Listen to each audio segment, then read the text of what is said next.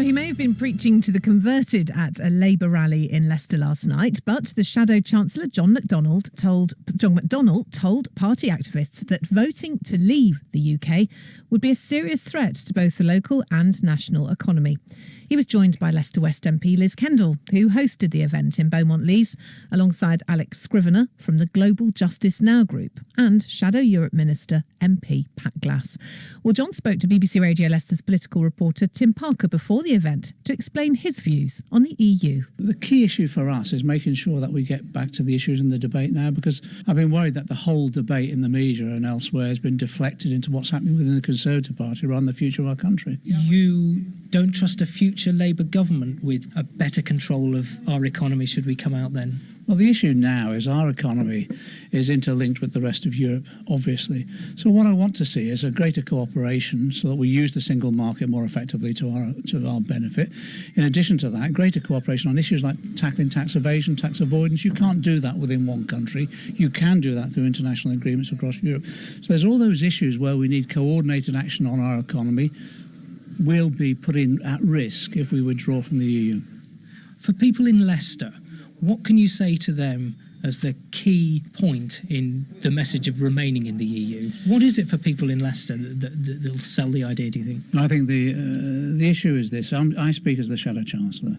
The economy at the moment is extremely fragile because of the mismanagement by this government. George Osborne has failed to invest in our economy, grow the economy and get us back onto a growth path which was sustainable.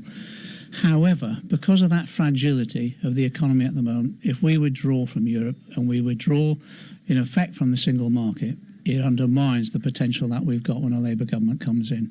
So I am worried about the fragility of the economy and the impact that Brexit could have.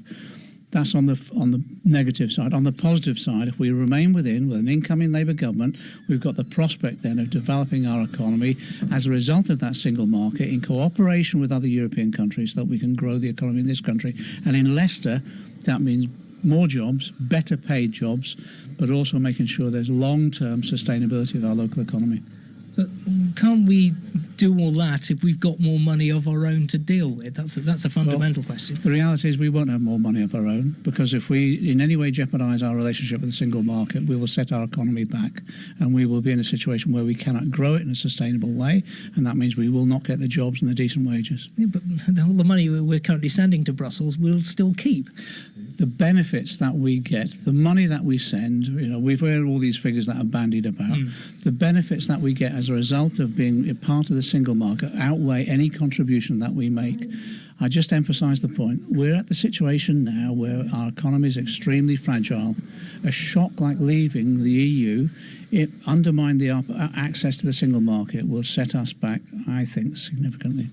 That was John McDonnell. Well, last night's meeting poured criticism on the media for concentrating coverage of the EU referendum debate on splits in the Conservative Party.